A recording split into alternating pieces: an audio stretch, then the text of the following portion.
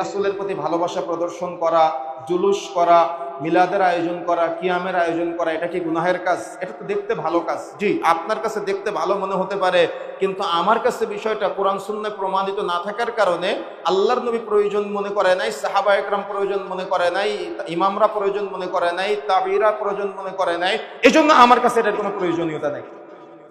আমি যদি এটাকে প্রয়োজন মনে করি তাহলে আমার বুঝতে হবে সাহাবা একরামের চাইতে বেশি বুঝ। আমি যদি এটার প্রয়োজনীয়তা মনে করি তাহলে আমার বুঝতে হবে ইমামদের চাইতে বেশি বুঝ। আমি যদি এটার প্রয়োজনীয়তা মনে করি তাহলে বুঝতে হবে তাবিঈদের থেকে বেশি বুঝ। আমি যদি এটার প্রয়োজনীয়তা মনে করি তাহলে বুঝতে হবে আল্লাহর নবীর চাইতে বেশি বুঝ। এখন আমি কি আল্লাহর নবীর চাইতে বেশি বুঝতে পারি?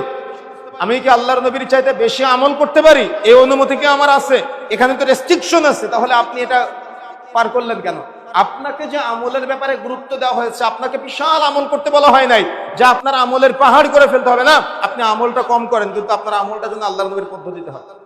আপনি আমল কম করেন, কিন্তু আপনার আমলটা যেন রাসূলুল্লাহ সাল্লাল্লাহু আলাইহি সাল্লাম সাহাবায়ে কেরামের পদ্ধতিতে হয়। সাহাবায়ে কেরামের পদ্ধতির বাহিরে যেন আপনার আমলটা না হয়, সেদিকে আপনার খেয়াল রাখতে হবে। যদি সাহাবায়ে কেরামের পদ্ধতির বাহিরে আপনার আমলটা হয় তাহলে আপনার আমলটা কবুলযোগ্য হবে না, অগ্রহণযোগ্য হবে। এই জন্য আমাদের তওবা করতে হবে, ফিরে আসতে হবে।